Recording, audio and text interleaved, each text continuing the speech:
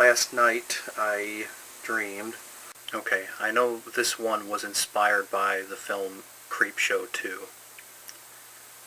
I'm walking through a general store in a very small town, and the proprietor is a gentleman, probably in his late 50s, maybe early 60s.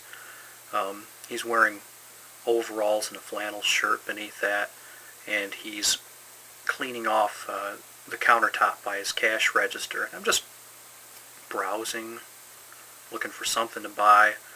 Finally, I walk up to the pinball machine that he has in a corner next to a photo booth.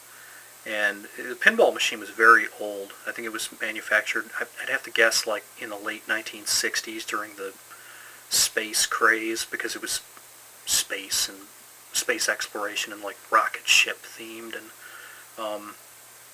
it was very dusty. It didn't look like anybody played it in a long time. So I drop a quarter in and nothing happens. It doesn't work. It's out of order. I try to get the pedals to move. No luck. So the proprietor by this time has walked up behind me, and he looks down over my shoulder. He says, "Oh, the darn thing's not working, huh? Out of order." I say, "Yeah, unfortunately."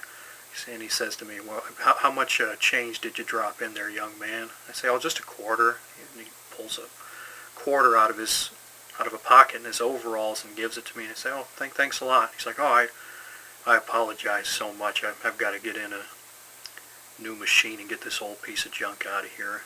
I say to him, "Oh, no, it's no problem at all. It's no big deal. It's neat. It would be really cool if it worked, but it's old. It's neat. It's different." He says, "Yeah." He just seemed the old man seemed sad and reflective, and he walked away back to the countertop that he was cleaning off next to the cash register, and then this guy in a cream-colored suit with a white tie and a black shirt walked in. It's definitely from out of town, and he says to the proprietor, "Hey, how much you want for the wooden Indian that was carved out of the segment of the tree trunk that's out on your front porch?"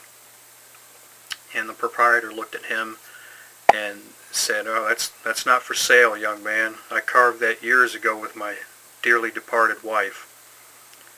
And the guy walked into the store, didn't push it any further. He figured, okay, there's lots of sentimental value there, so he left. And I wandered around a little bit longer, and eventually I bought a little can of tomato soup. Figured I should buy something from the guy. And then I walked out onto the front porch just to get a look at this wooden Indian that the one fellow had tried to buy, and I noticed the wooden Indian didn't have a face. It was very detailed otherwise, but the face was blank. So I got the impression that he and his wife had been working on this project, and maybe his wife passed away while they were working on this, and maybe he just lost his luster for it, and he didn't want to change it anymore beyond that point. He wanted to leave it as it was when his wife had finished working on it before she'd passed away. That was the idea that I had in my head, and I wanted to go back inside and just verify this, or I was just going to ask him why the Indian didn't have a face. And so I walked back into the shop, and he wasn't there. I looked around, I looked behind the countertop, see if he was down on the floor cleaning something. He wasn't there. So I walked around to the back of the store, and he wasn't there, and it was like he just had disappeared. He just had left his store. So I walked back over to the wooden Indian on the porch, and I noticed that there was an open can, like a quart of paint, beside the Indian on a little pedestal with a brush. So I probably shouldn't have, but I dabbed the brush in the paint, and I touched up the war paint on the Faceless Indian. Gave some like red stripes here, and yeah, and that was it. That's when my alarm clock went off, I think after I put the third stripe on the left cheek.